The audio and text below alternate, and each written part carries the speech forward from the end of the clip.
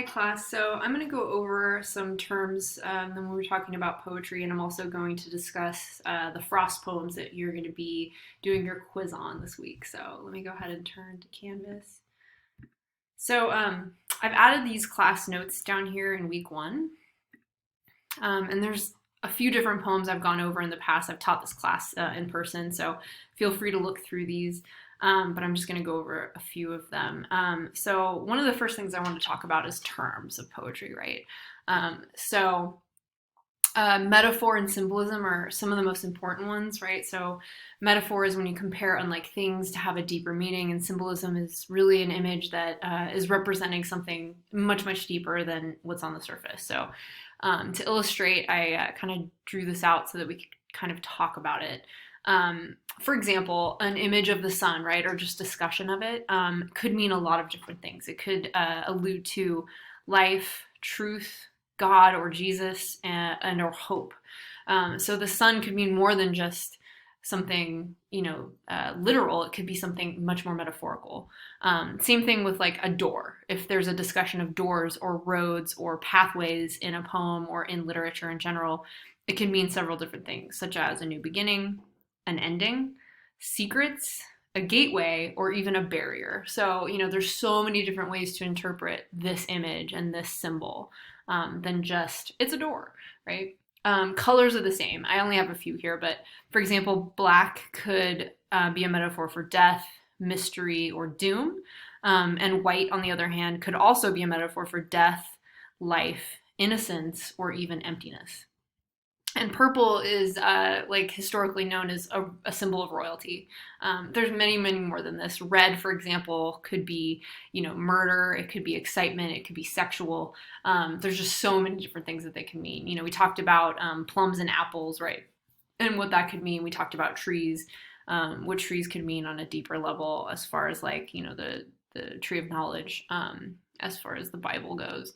But I'm just trying to get you an idea of like where to start from when you're thinking about images and metaphor. Some other important things to think about is rhyming. We're going to talk about that more next week. Irony is humor. It can be very obvious or it can be subtle. For the most part, it's more subtle in literature. But if you notice something that just seems kind of funny, but maybe not that obvious, it's probably irony. Diction is just a fancy word for words, just word choice. So when you're talking about the diction that's used in a poem, you're talking about the words. Tension. So if something is a conflict or confusing within the poem, it usually is tension, and that's pretty important. You want to think about that. That relates really well to this idea of paradox. It's really two sides. So it could be a comparison of something hot and cold or something that's naughty and nice, right? We'll talk about more of these as we go along. Tone, right? The feeling. Is it somber? Is it happy? Is it joyful? Is it confused? Is it anxious? Like these are kinds of things that you want to think about. We talked about the formal and informal. Also really important is repetition. If you see repeated images or repeated words in a poem, it's very important because poems are short and there's a reason that things are in there. So if you notice a repeated image or a repeated word, take note of it. It's usually very important. Okay. Okay, so now let's look at one of the Frost poems. Okay. So let me go ahead and read it out loud. This is one of the ones you had to read for homework. Whose woods these are, I think I know. His house is in the village, though. He will not see me stopping here to watch his woods fill up with snow. My little horse must think it queer to stop without a farmhouse near, between the woods and frozen lake, the darkest evening of the year. He gives his harness bells a shake to ask if there's some mistake. The only other sounds the sweep of easy wind and downy flake.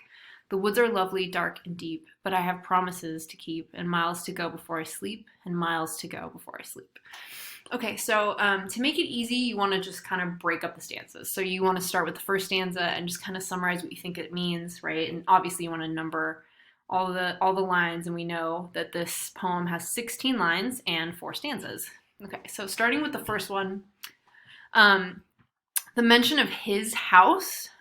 In class, we talked about how because it's a capital H, it could be talking about God's house, right? So a church. And then the he will not see me stopping here to watch his woods fill up with snow. So it's a mystery though. Like it could be God's house, or it could be the devil or the Grim Reaper.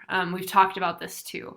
Another thing to take note is kind of well, back in the day, the woods and even today were considered something mysterious, something ungodly. Things like the supernatural were really involved in the woods. There's a lot of stories about the woods being evil, about being a place of temptation, a place that should be avoided. And so that's why I say this could be about, somebody dark, like the devil. But we don't know. Let's keep going. Then we've got my little horse must think it queer to stop without a farmhouse near, right? So now we've got the horse has got thoughts, right? Again, it's personifying a horse, giving it human qualities. There's this, the darkest evening of the year is probably the winter solstice. So sometime in December, obviously it's snowing. So that's interesting. It could be, again, something pagan. We don't know. Going on to the next stanza, he gives his harness bells a shake to ask if there is some mistake. So the he here is actually the horse, right? Because the horse is the one wearing the harness. So now the horse is kind of speaking, again, being personified. And the interesting thing is that it could be a personification of a guardian angel, right? That's warning. It could be a warning. We don't know, again, like we're still kind of just hypothesizing. But again, this idea of a mistake, right? Is there some mistake that you're going this way? It's, again, like a warning, a failure or about to fail, maybe. And there's something quiet, right? The only other sounds a sweep of easy wind and downy flakes. So there's something peaceful about it, right? Moving on to the last stanza, a lot of people talk about sleep maybe being a metaphor for death, right? The eternal sleep. So possibly this is a poem about death. Again, we don't know yet. But let's just read this really quick. The woods are lovely, dark, and deep, right? This would be a paradox because things that are dark and deep would not necessarily traditionally be considered good, right? Or lovely for that matter, right? And so there's a paradox, a tension here. So something is weird. But as some students brought up, it could be someone that is depressed, older, sick, or lonely. And this idea of eternal sleep is somehow, good. Like it's something that's considered like, I want that, right? Again, some people, like when they talk about death, they talk about the lulling nature of it. Especially if it's someone that's old and ready to be gone. Or if this is actually a poem about God, maybe they're, ready to be taken to heaven or whatever it is that they're talking about, right? But then there's this but, right? And this is the thing that's the most confusing. So the woods are lovely, dark, and deep, but I have promises to keep and miles to go before I sleep and miles to go before I sleep. Another tension, right? So there's this lovely lulling of the darkness and the deepness of death or mystery or the woods or temptation. But, right, there's this stopping. There's this crossroads really happening. So some people do suggest that this is about death or a near-death experience, or just about giving up on life in general or something. Or about just like the trudging of life and then, this desire to keep going and keep fighting. Again, there's so many different ways to interpret this, but I just wanted to give you a little preview of how you could look at it. Okay, let's look at another one. Okay, this is a confusing one. This is Robert Frost's Design. So I'm just going to go ahead and read it. And one thing I want you guys to notice, so traditional sonnet form is 14 lines with rhyme schemes. And we'll talk about this more next week, but anyway, I'm just going to read it. I found a dimpled spider, fat and white, on a white heel-all, holding up a moth, like a white piece of rigid satin cloth, assorted characters of death and blight, mixed ready to begin the morning night. Like the ingredients of a witch's broth, a snowdrop spider, a flower like a froth, and dead wings carried like a paper kite. What had the flower to do with being white, the wayside blue and innocent heel-all? What brought the kindred spider to that height, then steered the white moth thither in the night? What but design of darkness to appall, if design govern in a thing so small?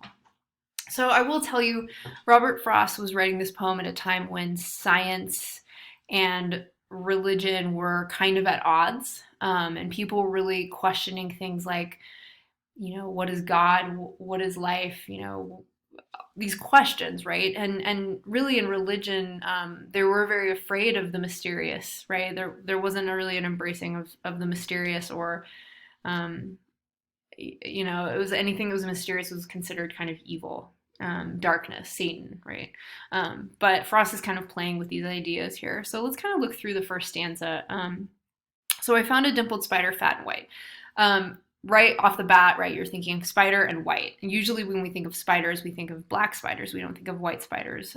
So again, you've got this contrast and this color on a white heel all holding up a moth. So a heel all is, again, it's a flower that kind of I don't even know how to describe it. I don't have a picture, but you could probably just Google it. Anyway, it's a flower. But you've got white and moth, right? We think of moths. You might think of white, you might think of gray. So again, you've got this repetition of the color white, like a white piece of satin cloth. Again, you've got white. A rigid satin cloth might suggest purity, something bridal, right? Assorted characters of death and blight. So again, it's really weird. We've got white, it can mean emptiness, it can mean death, and then you've got spiders and moths, right? And a heel all, this flower. So again, it's just kind of an interesting gathering of characters, like the ingredients of a witch's broth. Now this is interesting. Again, a witch's broth could be white, right? A broth.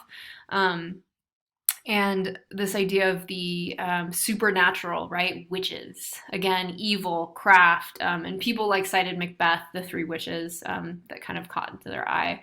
And also the repetition of white can be innocence, purity, heaven, we don't know. A snowdrop spider, again, white.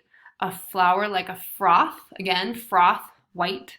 And dead wings carried like a paper kite. This image should just shoot out you, right? These dead wings carried like a paper kite. Like this spider's got this moth in his hands, like something glorious, something, it's super creepy.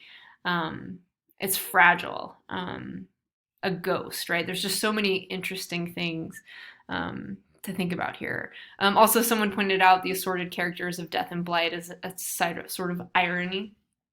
Okay.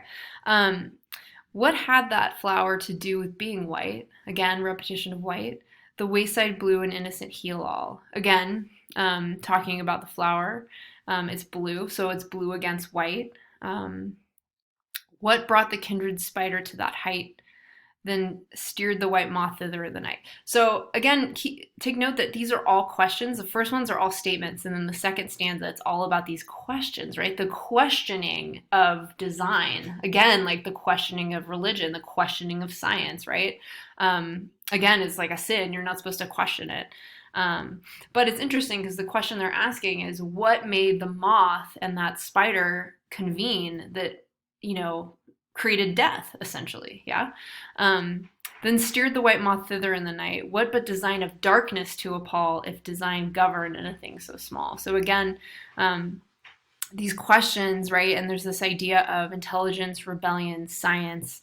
Does God design evil things, right? Is a big question here. And again, the irony of the whole poem is that beautiful things kill, because these images are so beautiful, and yet they're so destructive and evil. So anyway, okay, so I hoped that helped you guys a little bit when you're looking at these poems. There's some other poems that are also on the notes, so if you want to look through those, and of course, feel free to ask me any questions you may have. And I just want to put this out here that interpretations of poems there's no one right answer. I mean, you don't want to assume that design is about football, but you want to be somewhat realistic. But your interpretation, I'm curious to read it, and I encourage you to take your own kind of perspective and trust it. Don't look up these poems online. I want you to look at it and think about what you think it means, okay? All right, bye guys.